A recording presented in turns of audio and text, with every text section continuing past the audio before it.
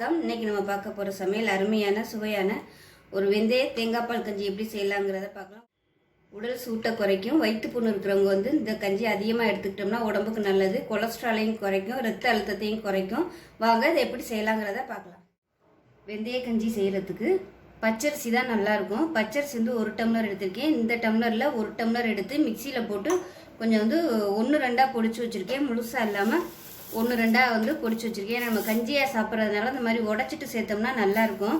இப்போ இதை சேர்த்துக்கலாம். இது கழுவிட்டு வந்துடலாம். இப்போ இதை கழுவிட்டு வந்துட்டேன். இது ரொம்ப கழுவ முடியாது. லைட்டாக 1 டம்ளர் நல்ல தண்ணி ஊற்றி லேசாக அப்படி ஒரு அலசிட்டு ஒரு 2 செகண்ட் விட்டுட்டிங்கன்னா நல்லா அடியில் போய் செட்டில் ஆயிரும். அதுக்கப்புறமா நீங்கள் தண்ணியை எடுத்துக்கலாம். இப்போ இதில் பார்த்தீங்கன்னா 10 பூண்டு பல் சேர்த்துக்கலாம். இப்போ இதில் 1 டேபிள் ஸ்பூன் வெந்தயம் சேர்த்துக்கலாம். நான் குவிச்சி எடுக்கல, சும்மா தலை தட்டி தான் எடுத்திருக்கேன். இந்த அளவுக்கு சேர்த்துக்கோங்க. இதுக்கு மேலே சேர்த்திங்கன்னா ரொம்ப கசப்பாயிரும். இப்போ இதில் நீங்கள் எந்த டம்ளரில் அரிசி எடுத்தீங்களோ அதே டம்ளரில் 6 டம்ளர் அளவுக்கு தண்ணி சேர்த்துக்கலாம். நல்லா குழைவாக கொஞ்சம் தண்ணியாக இருந்தால் தான் நல்லாயிருக்கும். அதனால் 6 டம்ளர் தண்ணி ஊற்றிருக்கேன். தேவையான அளவுக்கு உப்பு சேர்த்துக்கலாம். இப்போ இதில் 2 சொட்டு எண்ணெய் விட்டுக்கலாம், பொங்கி வராமல் இருக்கிறதுக்காக. இப்போ கேஸ் ஆன் பண்ணிவிட்டு மூடி வச்சிடலாம். மூடி வச்சுட்டு நல்லா ஒரு 6 விசில் விட்டுட்டு பார்க்கலாம். உங்களுக்கு டைம் இருந்தால் நீங்கள் ஒரு 10 நிமிஷம் ஊற வச்சுட்டு கூட நீங்கள் விசில் விடலாம்.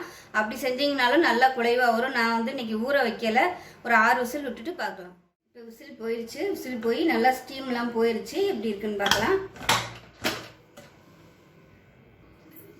பாருங்கள், நல்லா கெட்டியாக இருக்குது. இது நல்லா மசிச்சு விட்டுக்கலாம். இந்த பூண்டெல்லாம் நல்லா வெந்திருக்கும்.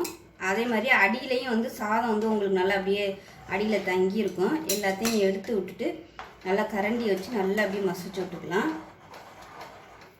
உங்களுக்கு ஒருவேளை ரொம்ப தண்ணியாக இருந்துச்சுன்னா நீங்கள் கேஸ் ஆன் பண்ணி லைட்டாக கொதிக்க விட்டுக்கோங்க.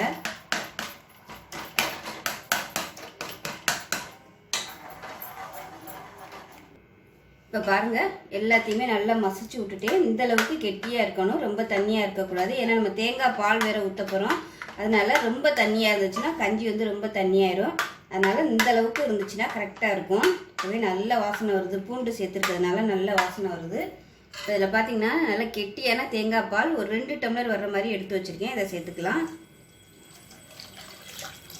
சேர்த்து விட்டுட்டு நல்லா கலந்து விட்டுடலாம். தேங்காய் இந்த கஞ்சியில் சேர்த்துருக்க பூண்டு வெந்தயம் உடம்புல உள்ள ப்ரெஷரையும் குறைக்கும், கொழுப்பையும் குறைக்கும். வாரத்தில் ஒரு 2 நாள் இந்த மாதிரி வெந்தய கஞ்சி வச்சு சாப்பிட்டோம்னா உடம்புமே நல்ல குளிர்ச்சியாக இருக்கும். இது ரொம்ப சிம்பிளாக இருந்தாலும் இதோட பயன்கள் ரொம்ப அதிகம். ஸோ வாரத்தில் ஒரு 2 நாள் இல்லை 3 நாள் இதை எடுத்துக்கலாம். இதுக்கு சைடிஷாக ஒரு பருப்பு துவையல், காரம் இல்லாத ஒரு பருப்பு துவையல் இந்த மாதிரி வச்சு சாப்பிட்டோம்னா ரொம்பவே நல்லாயிருக்கும். ஸோ செஞ்சு பாருங்கள். செஞ்சு பார்த்துட்டு எப்படி வந்துச்சுங்கிறத சொல்லுங்கள். வீடியோ பிடிச்சிச்சுன்னா லைக் பண்ணுங்கள், கமெண்ட் பண்ணுங்கள், சேனலை சப்ஸ்கிரைப் பண்ணுங்கள், பக்கத்தில் உள்ள பெல் பட்டனையும் ப்ரெஸ் பண்ணுங்கள். நன்றி.